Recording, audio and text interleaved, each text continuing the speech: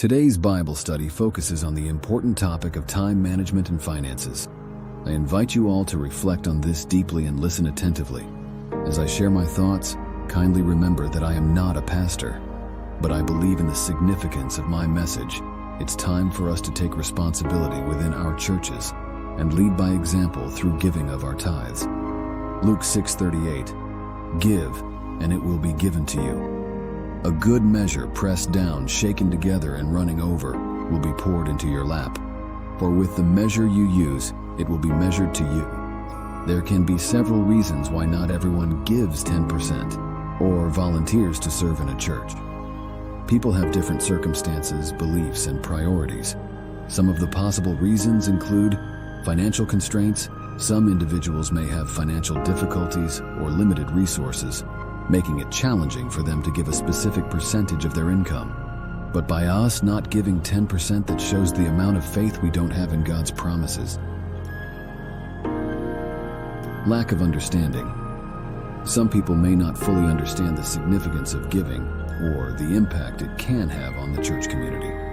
Personal beliefs. Not everyone interprets theological teachings in the same way, and individuals may have different views on tithing or prefer to support the church in other ways. Trust concerns.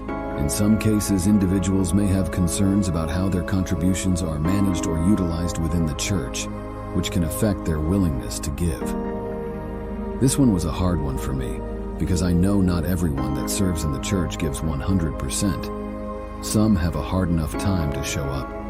God really convicted me on this one. Romans 9:20 says this, "But who are you, O man, to talk back to God? I still give my offering, sometimes to other ministries if I feel led. My 10% and I'll let God do the rest, so I let go and let God."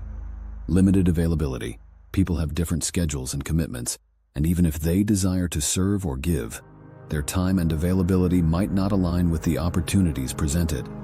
This is another one that's hard for me, but I still serve.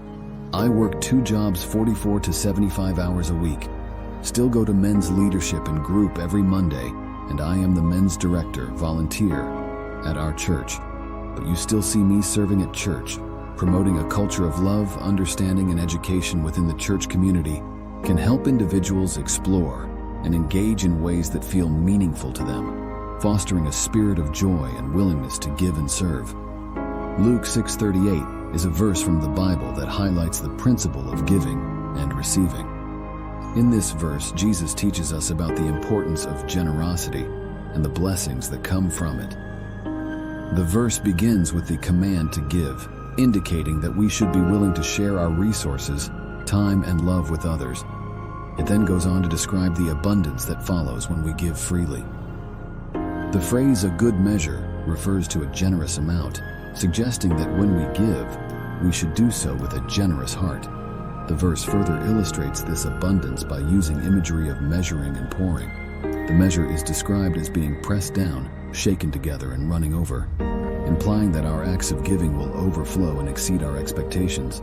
This verse teaches that the measure we use in our giving will ultimately be measured back to us. This suggests that the manner in which we give, whether with generosity or with hesitation, will impact the blessings we receive in return. Luke 6:38 encourages us to give freely and generously, understanding that our giving is not in vain. It reminds us that there is a beautiful cycle of blessings that comes from selfless acts of giving, and that our generosity ultimately impacts our own lives. Let's pray. Father, in Jesus' name, we humbly come before you, seeking your guidance to always prioritize you in our thoughts and actions. We know that you don't want our sacrifice, but you want obedience. Assist us in appreciating all that we possess and in giving freely without any feelings of resentment. May we be generous givers and not borrowers, finding joy in following your will. In Jesus' name, amen.